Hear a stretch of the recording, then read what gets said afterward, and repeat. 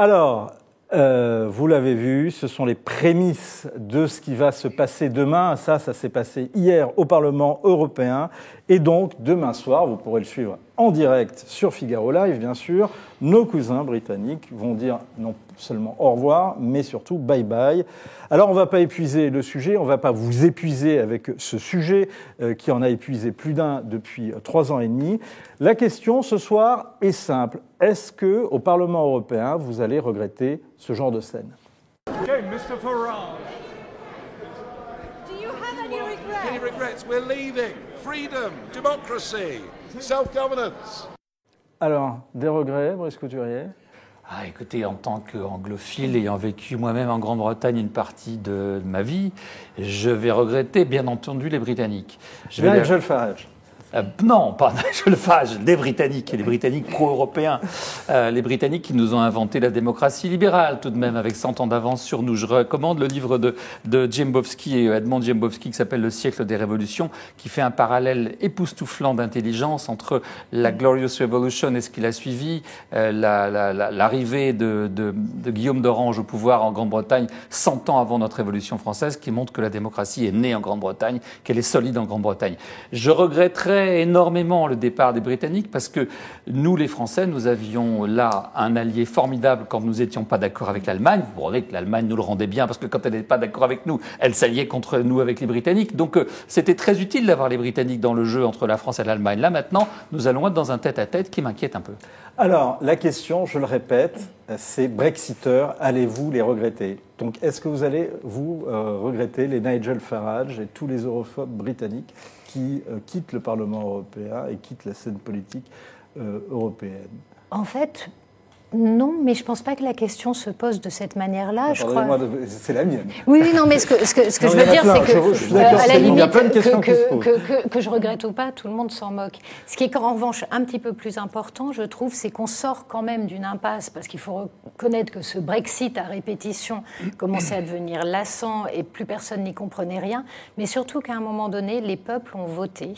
Et je trouve qu'il est important, quand les peuples se déterminent et choisissent la souveraineté, que celle-ci puisse être retrouvée. Sinon, on n'est quand même plus en démocratie non plus. Donc, ce que les Britanniques ont prouvé, c'est qu'on était en démocratie et c'est que l'Europe était encore une forme démocratique, puisqu'on peut en sortir à partir du moment où on le décide, sans créer de drame, sans créer de guerre, sans créer d'affrontement. Donc, les choses se passent finalement pas si mal. C'est votre point de vue également, Alexandre? Vous savez, les Britanniques, pendant 30 ans, je ne parle pas des Brexiteurs, mais je parle des Britanniques, au sein de l'Union européenne, ont posé des très bonnes questions sur le fonctionnement de l'UE, sur sa gouvernance, sur son coût, sur son efficacité.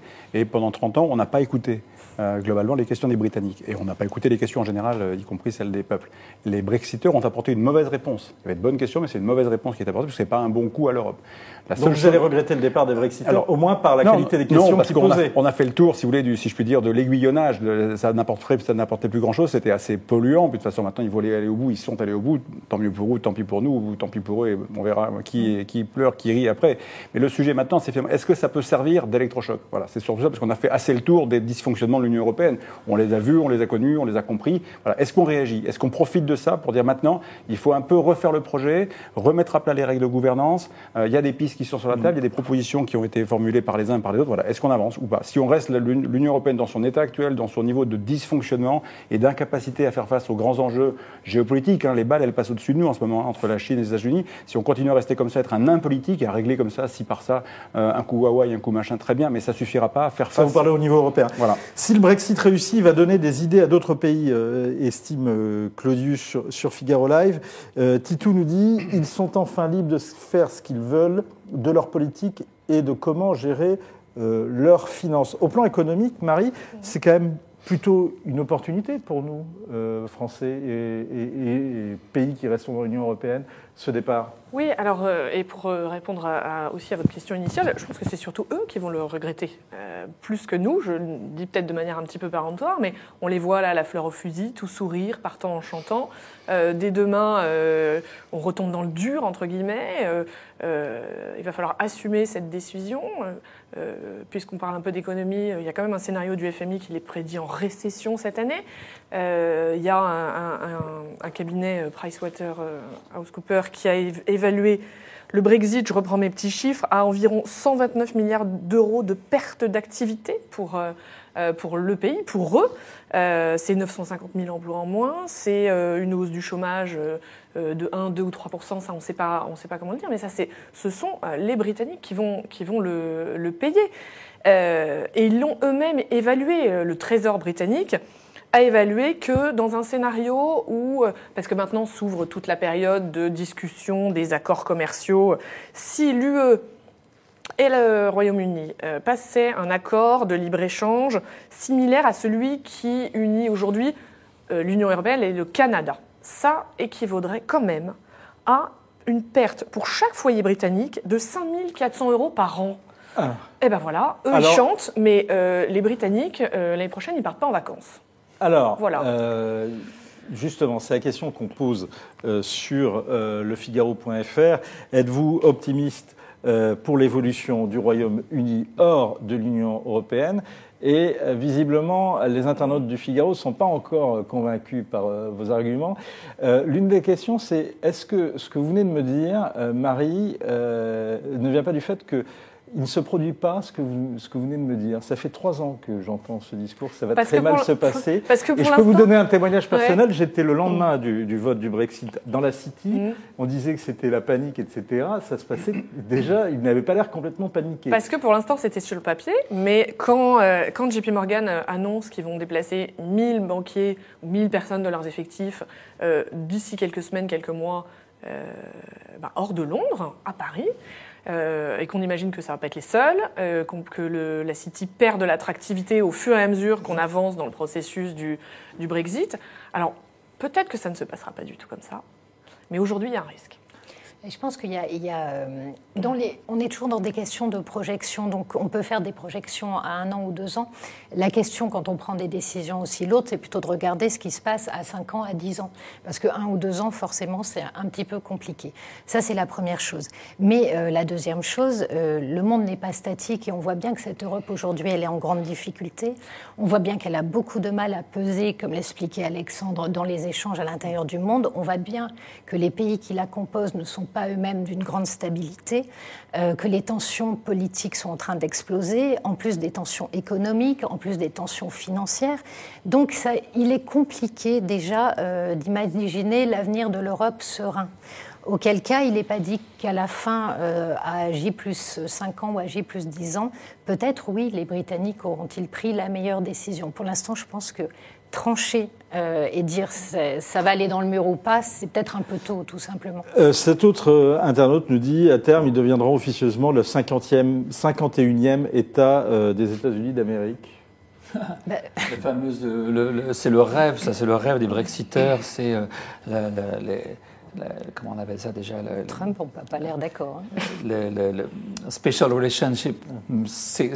Le problème des Brexiteurs, si vous voulez, c'est qu'ils datent au 19e siècle. Ils vivent au 19e siècle. Ils pensent encore que la Grande-Bretagne est une espèce d'île avec des liens internationaux formidables, qu'ils vont pouvoir, avec l'Australie, le Canada, la Nouvelle-Zélande, tous les pays anglo-saxons, ils vont pouvoir faire un bloc formidable et qu'ils vont être le centre à nouveau du monde anglo-saxon. C'est fini, ils sont dans les marges du monde anglo-saxon. Trump ne les prend pas au sérieux. En plus, la Grande-Bretagne va éclater, l'Écosse va partir, l'Irlande du Nord aussi va se réunifier avec l'Irlande du Sud, c'est à peu près dans les tuyaux. Donc, ce qui va rester du Royaume-Uni, de l'Empire britannique, il va rester la petite Angleterre, peut-être avec le Pays de Galles, ça sera un pays relativement ridicule. Mais il faut quand même... Chers internautes, en tous les cas, Brice Couturier ne partage pas votre optimisme, alors justement, on peut continuer à débattre. Non, ce que je veux dire, c'est que il faut, vous savez, c'est pas parce qu'il nous quitte.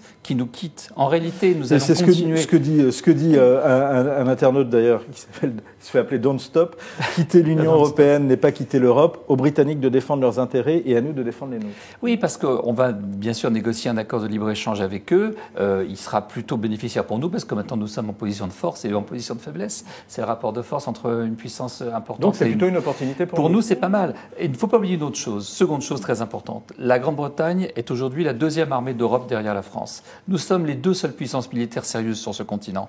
Donc nous avons des accords de coopération militaire. Ils vont être renforcés en réalité. Donc qui quitte l'Union européenne ou pas, ils vont rester en Europe. Ils vont contribuer à la défense de l'Europe. Et c'est une bonne chose. Alors Alexandre Malafaille, sur ce plan-là. On verra, hein, comme toujours. Mais je pense qu'il y a quand même une chance pour que d'abord Boris Johnson ne soit pas aussi farfelu que ce qu'on avait pu dire à l'époque sur Trump en matière de gouvernance et de projets pour son pays. On a vu ce qu'il en est arrivé avec Trump. On a été très critique au départ, puis aujourd'hui, 3 ans plus tard, on voit qu'il est peut-être en situation de se faire élire et que l'économie de son pays se porte pas si mal que ça. Donc on verra sur les projections. Ce qui est vrai, c'est qu'on va très vite se rendre compte, et je pense qu'on s'en rend déjà compte dans les états-majors, si je puis dire, gouvernementaux, c'est qu'on a vraiment besoin des uns des autres. C'est-à-dire que même s'il y a un Brexit, il y a une séparation politique, on ne va pas pouvoir faire autrement que trouver très rapidement des coopérations. Et ça, c'est l'autre argument des Brexiteurs. Ils disent, nous, on n'est pas contre l'Europe, mais on est contre l'Union européenne. Donc, est-ce que ça ne sera pas la démonstration qu'on peut faire des coopérations européennes sans l'Union européenne? Entre nous, ça fait partie. Je voudrais ce point dire, ça fait partie des propositions qui avaient été mises sur la table par Valéry Giscard d'Estaing dans son projet Europa, en disant de toute façon le bazar ne marche pas, il ne peut plus marcher en l'état de la gouvernance du bazar, et donc il faut recréer un petit noyau dur de pays qui s'engagent pour faire une nouvelle Europe. Voilà. Et maintenant, il faut trouver le petit groupe de pays qui va bien, et puis accepter la crise institutionnelle qui va sortir du chapeau si on fait ça. Mais c'est peut-être le chemin de la reconstruction. Et de toute façon, on ne pourra pas faire sans les Européens, sans les Britanniques, et eux sans nous, parce qu'on est des voisins, quoi. C'est très pragmatique, le business. En fait, c'est tout le discours qui dit la construction politique échoue. Il n'y a pas de sentiment, entre guillemets, citoyen. L'Europe, ce ne sera pas la France en grand, une immense communauté, etc. En revanche, il y a des choses qui ont très bien marché. C'est le marché économique commun. Et c'est, par exemple, les gens, quand ils en parlent, ils reviennent à l'idée qu'on a pu mener de grandes politiques industrielles ensemble. Ce qui pose problème aujourd'hui, c'est l'idéologie de l'Union européenne, qui est une idéologie dans laquelle il n'y a plus que la concurrence et pas la coopération, qui est une idéologie qui dresse en fait les pays les uns contre les autres plutôt que de les mettre en synergie. Et ça, je pense que pour le coup, un grand marché commun peut permettre des synergies. Pourquoi ? Qui aujourd'hui, parce que tout simplement, la notion d'intérêt économique peut encore fonctionner. À l'époque où on fait la CECA, donc une espèce de grande offre énergétique. De je parle aux millennials. 1954. Oui, la CECA, c'est dire OK boomer. Non, parce que je suis d'après. La CECA, c'est vraiment un accord sur les énergies. Et à l'époque, c'est charbon, acier, etc. Et à ce moment-là, on réussit à développer énormément ce secteur et on apparaît comme puissant. Aujourd'hui, donnez-moi des endroits où finalement l'Europe apparaît comme puissante, y compris économiquement. Donc les gens disent on perd sur les deux tableaux. Du numérique, par exemple. Voilà, les gens disent on perd sur les deux tableaux, qu'on arrête avec les bêtises du genre tribunaux qui condamnent n'importe quoi, n'importe où et qui interviennent sur des sujets sociétaux et qu'on se remette sur l'économie et les intérêts communs. Allez, on va continuer à suivre cette question dans les heures qui viennent et on y reviendra demain, édition spéciale ici à partir de 11h. On suivra également la rencontre entre Michel Barnier et Emmanuel Macron, ce sera à 17h. Et bien sûr, demain soir, à partir de 20h, édition spéciale avec Pierre Pilet. Il y aura également Florentin Collomb, qui a été correspondant du Figaro à Londres, et Christian Lequen, qui est professeur à Sciences Po. La parole aux internautes avant de tourner la page. Devrons-nous payer la différence de la participation au budget, nous demande Chris Cross. Il me semble que oui, Marie. Ça fera partie des discussions, mais en grande partie, oui. Et ils auront le beurre et l'argent du beurre, dit Chardon Bleu sur Figaro Live. Peut-être plus pour nous, c'est la double peine. C'est-à-dire qu'on n'aurait plus les Anglais, mais enfin, on aura les règles anglaises les règles britanniques, notamment sur l'élargissement, les conséquences, en tous les cas, de la présence des Britanniques dans l'Union européenne demeurent. L'élargissement... c'est les Britanniques qui ont décidé l'élargissement ? Comment ? Non, mais ils ont fait pas mal de lobbying. Ils ont fait pas mal de lobbying. C'était pas vraiment les Britanniques. Ils ont fait quand même pas mal de lobbying en faveur. Oui, ils n'étaient pas tout seuls, hein. Certes. Ils n'étaient pas pour l'approfondissement, c'est sûr. Voilà, on est d'accord. Êtes-vous optimiste pour l'avenir du Royaume-Uni hors de l'Union européenne ? Oui à 60% et non à 40%. Il y a une autre question qu'on vous pose, mais cette fois-ci sur Twitter. Faut-il abolir les 35 heures ? C'était il y a 20 ans. Martine Aubry devenait la fameuse dame des 35 heures et entrait progressivement en vigueur le dispositif qui permettait de travailler 35 heures tout en étant payé 39.